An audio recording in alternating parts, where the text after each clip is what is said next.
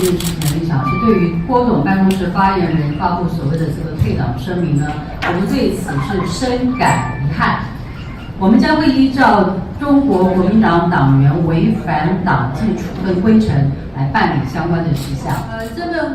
这份这个在各大媒体刊登的这个广告呢，是由我们的荣誉主席，也是我们的前主席连战先生办公室所发起的一个广告刊登。那主要的目的呢，是在于希望就是本党能够凝聚本党的这个团结的力量，希望本党的同志呢，对于2020这个大选能够全党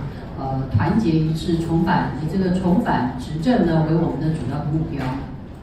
我们对于今天早上他们透过这个郭董办公室发言人发表所谓的退党声明呢，我们对此是深感遗憾。那相关的我们会依照这个中国国民党党员违反党纪处分规程来办理。你们认为声明有违反党纪吗？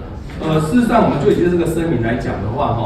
确实这个很多地方是值得商榷的哈。譬如说这个迂腐啦，或者这个部分来讲，我觉得都还要去了解一下它的用词跟用意是怎么样子。譬如说百年世袭的中常委，这个明显与事实不符。然后再来就是说，人在朝营心在汉。我说实在话，这个是一个我认为这个成语可是用错了。我当然这个都还值得再商榷。不过通篇怎么样子？因为这毕竟是郭办的声明我们还是希望说能够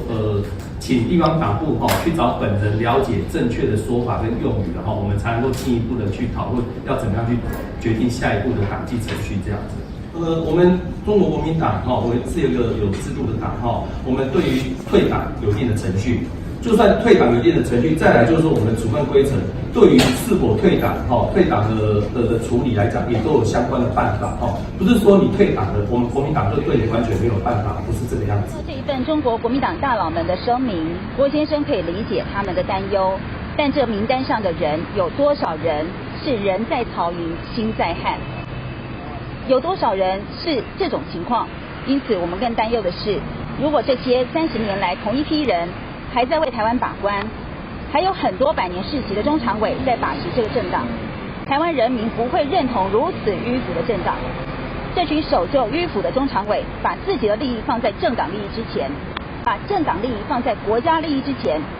这和郭先生当时返回国民党的初衷完全背道而驰。郭先生也不会眷恋这个政党。